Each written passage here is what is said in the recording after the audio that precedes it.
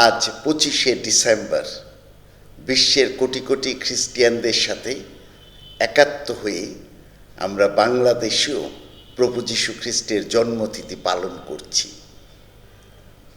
যিশু ঈশ্বরের অলৌকিক শক্তিতে মারিয়ার গর্ভে বেথলেহেমের জীর্ণ গোশালায় জন্মগ্রহণ করেছেন।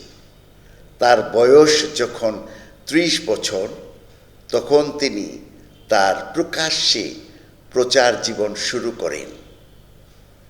তিনি যখন প্রচার কাজ শুরু করেন, চারিদিকে তার সুনাম ছড়িয়ে পড়ে।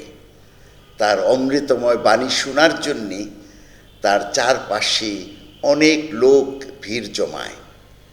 প্রচারের প্রথমেই তিনি সবার কাছে আবেদন করেছেন, আমরা যাতে মন পরিবর্তন করি, অসত্য, অন্যায়, মিথ্যা, পাপ থেকে মন ফিরিয়ে সত্য, সুন্দর, পবিত্র এবং ন্যায্যতাপূর্ণ জীবন যাপন করি।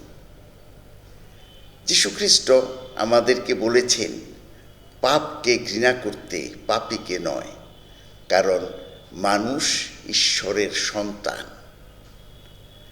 তিনি যখন এই পৃথিবীতে ছিলেন, তিনি দরিদ্র, অবহেলিত, নিষ্পেষিত, অস্পৃশ্য মানুষদের সাথে চলাফেরা করেছেন। তাদের তিনি সমর্থন করেছেন, তাদেরকে তিনি সাহায্য সহযোগিতা করেছেন। কারণ তিনি বলতেন যে অসুস্থদের জন্যই ডাক্তার প্রয়োজন, সুস্থদের জন্যে নয়। তাই তিনি পাপী, তাপী, দীনদরিদ্র সবার জন্যে এই পৃথিবীতে এসেছেন। তিনি এ জগতে থাকাকালীন অবস্থাতে অনেক আশ্চর্য কাজ করেছেন। অন্ধকে দিয়েছেন দৃষ্টি, বোবাকে কথা বলার ক্ষমতা, কালাকে শোনার ক্ষমতা, প্রতিবন্ধীকে হাঁটার ক্ষমতা, এমনকি মৃত মানুষকে তিনি জীবন দান করেছেন। তিনি বলেছেন, আমি সেবা পেতে নয়, সেবা করতেই এ জগতে এসেছি। তিনি এই শিক্ষাও আমাদেরকে দান করেন। আমরা যখন অভাবী ভাই বোনদের সেবা করি, ক্ষুধার্তকে অন্ন দান করি, তৃষ্ণার্তকে জল, বস্ত্রহীনকে বস্ত্র, অসুস্থকে সেবা যত্ন করি, তখন সেই সেবা তিনি গ্রহণ করেন। তিনি মানুষকে সর্বোচ্চ স্থান দিয়েছেন, কারণ ঈশ্বরের প্রতিমূর্তিতে প্রত্যেকটা মানুষ সৃষ্ট। তাই ধর্মের জন্য মানুষ নয়, মানুষের কল্যাণ এবং মঙ্গলের জন্য ধর্ম। আজকে আমরা যখন এই বড়দিন উদযাপন করছি এবছর, তখন আমরা দেখতে পাচ্ছি যে অনেক দেশে যুদ্ধ বিগ্রহ চলছে।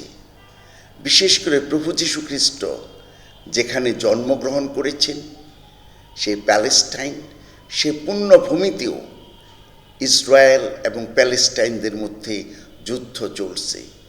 ইউক্রেন, রাশিয়ার মধ্যে যুদ্ধ চলছে এবং এর সাথে অনেক জাতি, আমেরিকা সহ ইউরোপের অনেক দেশ জড়িত হয়ে পড়েছে। যীশুখ্রিস্ট তিনি তো শান্তিরাজ, তিনি আমাদের জন্য শান্তি বয়ে এনেছেন। আর তার যখন জন্ম হয়, তখন দূতেরা গেয়ে উঠেছে, জয় জয় ঊর্ধ্বলোকে ঈশ্বরের জয়, এই ইহলোকে শান্তি অনুগৃহীত ভক্তদের অন্তরে। তারপর তিনি শিষ্যদেরকে বলেছেন, আমি আমার শান্তি তোমাদের কাছে রেখে যাচ্ছি। তার এই শান্তি চিরস্থায়ী, স্বর্গীয়, অনন্ত শান্তি। কোনো কষ্ট, নির্যাতন, বিপদ এই শান্তিকে ধ্বংস করে দিতে পারে না। আবার যারা নাকি শান্তির জন্য কাজ করে, শান্তি স্থাপনের জন্য কাজ করে, যিশু তাদের অনেক ঊর্ধ্বে স্থান দিয়েছেন। যারা শান্তি স্থাপন করে, ধন্য তারাই স্বর্গরাজ্য লাভ করবে। আর আজকের এই অশান্ত পৃথিবীতে প্রভু যীশু খ্রিস্টের এই জন্ম বয়ে আনুক শান্তি, আনন্দ, মিলন ও একতা। আজকের এই 25শে ডিসেম্বর আমাদের এই বড়দিনের দিনে সবাইকে বড়দিনের শুভেচ্ছা জানাচ্ছি। বড়দিন বয়ে আনুক সবার জীবনে অনাবিল সুখ, শান্তি ও আনন্দ। একটা সুন্দর প্রবাদ আছে, man will live for ever because of Christmas day. সত্যি তো তাই, মানুষ অনন্ত জীবন লাভ করেছে আজকের এই পুণ্য পবিত্র দিনে, কারণ মানব মুক্তিদাতা প্রভু যীশু খ্রিস্ট এ ধরাতে জন্মগ্রহণ করেছেন। তিনি মানুষ হয়েছেন যাতে আমরা ঈশ্বর হতে পারি, আমরা যাতে ঈশ্বরের সন্তান হয়ে উঠতে পারি। আর সাধু যোহন বলেন যে এই পুত্রের মধ্য দিয়ে, যিশুর মধ্য দিয়ে আমরা সবাই সেই বড় মর্যাদা লাভ করেছি, ঈশ্বর সন্তান হওয়ার অধিকার ও মর্যাদা লাভ করেছি। বড়দিন আমাদেরকে অনেকগুলো সুন্দর সুন্দর শিক্ষা দান করে। আমরা দেখি যে যিশুর জন্মের পরে কারা তার সন্ধান পেয়েছিল? রাখালেরা। রাখালেরা দীনদরিদ্র মানুষ। তাই যদি আমরা যিশুর সাক্ষাৎ লাভ করতে চাই, আমাদের নম্র হতে হবে, দীন হতে হবে হৃদয়ে, যাতে আমরা তার সাক্ষাৎ লাভ করতে পারি।